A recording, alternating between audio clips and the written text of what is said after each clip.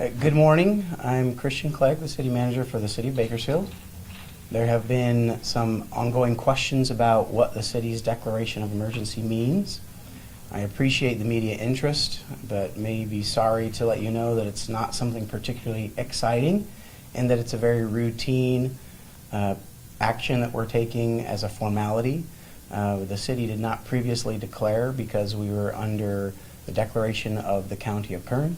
With the governor's new executive order, there is some important steps that we need to take to ensure that we have clarity for what those essential employee services are under the definitions outlined in the governor's order, so that we can give clear direction to our employees about the services that we're going to continue to provide. And it also continues to give us access to state and federal funds. So beyond the fact that the declaration of emergency is a routine formality, I would just add, again, the same statements that we have been issuing for the past several weeks. The city has taken significant steps to limit our operations in areas like recreation and in large gatherings and in special events per the guidelines already issued by the governor's office. The city has also taken steps to help create some protocols to encourage people to access city services online and by phone, as well as some protocols in some of our offices to help promote social distancing, such as dropping off applications that typically would have been addressed over the counter. We're asking folks to drop those off. They'll then later be reviewed. And again, especially encouraging folks to use those online and telephone tools. Beyond city operations, I do just also want to reiterate that the guidelines that have already been issued by the governor and by public health here in Kern County and the city is that we should practice social distancing. When appropriate, we should be staying home. When we have opportunities to go and conduct business, we should do that with appropriate social distancing. I think that this stay-home order from the governor doesn't really change in a large degree the activities that we've already been doing for several weeks to help make sure we do slow down the spread of the coronavirus. This is a big deal. We do need to take precautions, but we don't need to panic. As I've stated before, the city is open for business. Essential services will be maintained. Our police services, our fire services, and other services we consider essential, our water, our wastewater, our ability to pick up refuse and trash. These things will continue to be provided to the community. We do expect that because we're trying to practice social distancing, some of our services may only be available online or by phone. Some of our offices are not going to have customers received at front counters, but business will continue through those other methods. And in addition, because of so much that's going on, we ask you to be patient with some of our services as we ensure that those critical public safety and health services are our top priority. With that, I'll take a few questions. How is City of Bakersfield law enforcement being affected in these special measures? I know they come in contact with you more often than anyone else. Our officers are being issued personal protective equipment to ensure that they're safe. We're also, again, encouraging folks to submit their reports online and by phone as opposed to in person. Otherwise, our police officers will continue to do their jobs. So who's going to police this? I mean, I've been out in the streets having to be a reporter out there, and businesses like certain bars, certain hair salons, certain hotels, just in the downtown area, aren't necessarily taking the recommendations. So who's going to start policing this at all, and if so, how? To answer that question, I'll reflect back to the statements that the governor issued in his executive order. We're looking at expecting and hoping that everyone will do what's right by the public good for their community.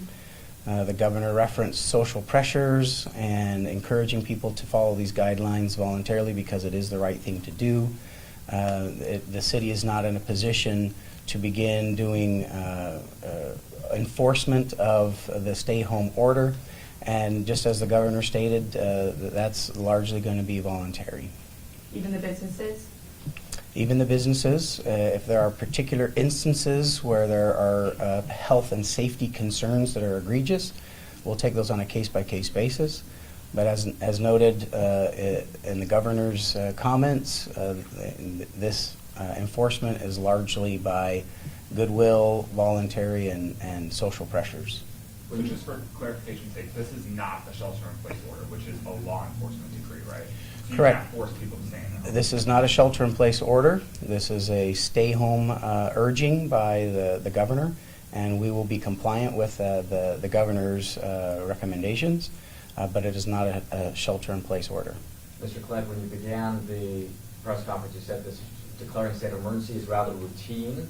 I understand a lot of it has to do with opening the door for federal and state funding. Can you go into that and why that's significant for the city of Bakersfield?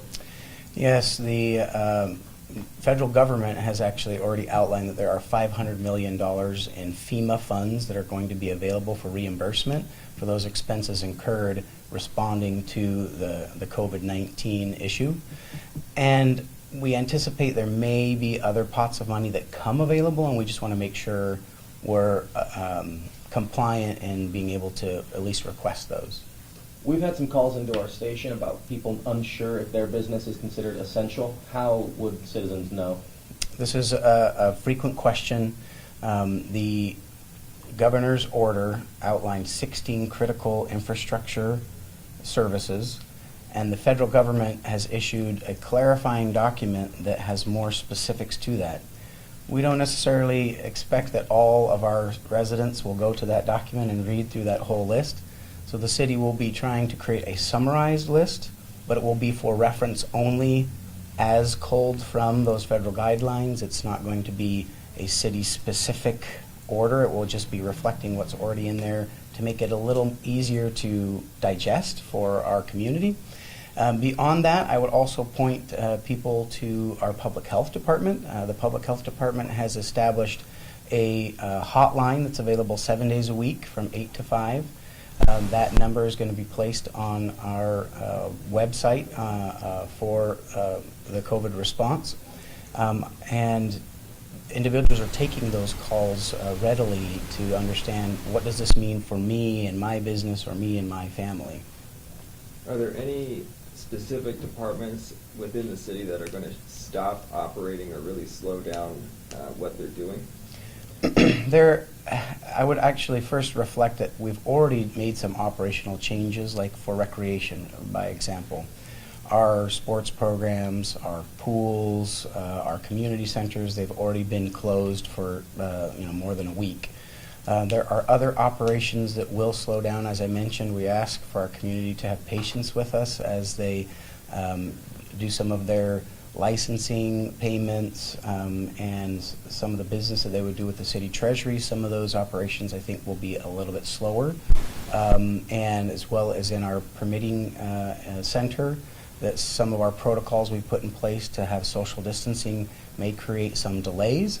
But otherwise, city operations will be maintained, just slowed down.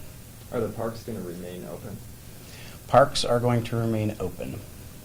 About how much staff would you say, whether percentage-wise or by 1/3 or 1/3 of the total workforce? We're actually working through alternate work scenarios, having folks work from home, and we're still working through some of the leave requests and those that will be on admin leave, and we don't have the numbers ready today. But by early next week, we'll be able to give a clearer picture of percentages and numbers. Essentially, though, what I would communicate, though, is city offices are open and the city is doing business.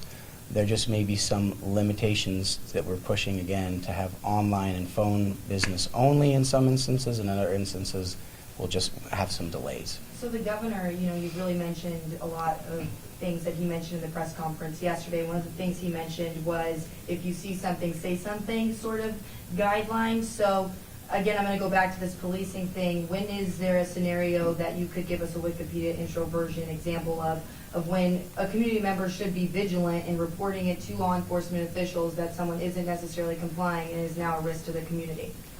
I don't think I'm prepared to give each case study of what that might look like.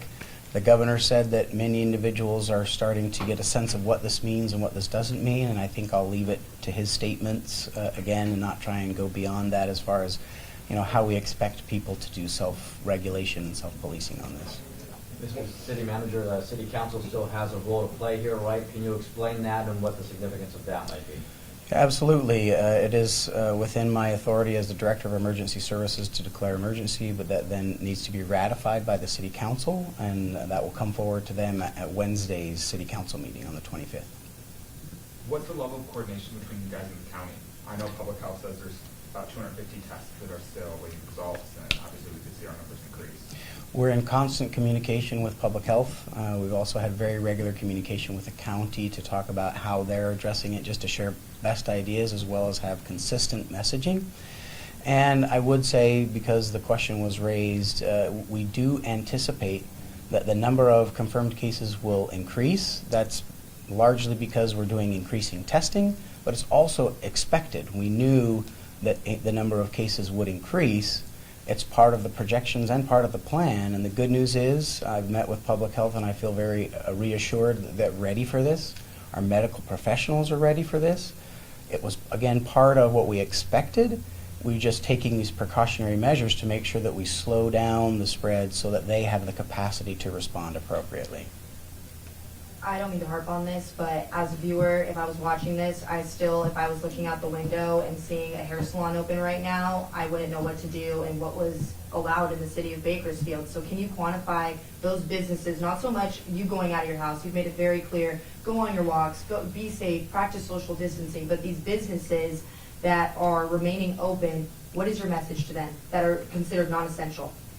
Well, my message to all of our businesses is that they should look into whether or not they are considered critical infrastructure per the federal government guidelines that the governor referenced in his order. The city, as I mentioned, will be creating a summarized list. It won't be all-inclusive, but it will be at least a help to help people navigate should this business be open or not.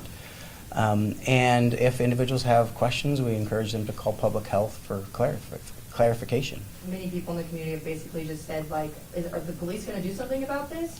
What's your answer to that? My answer is that our police will focus first on priority calls the same way that they have been. Our police have a critical public safety function in this community, and we're going to focus on that priority first. Is there a time frame for this emergency declaration? Does it span a certain amount of months or anything like that? It's an open-ended declaration at this point. All right, thank you all.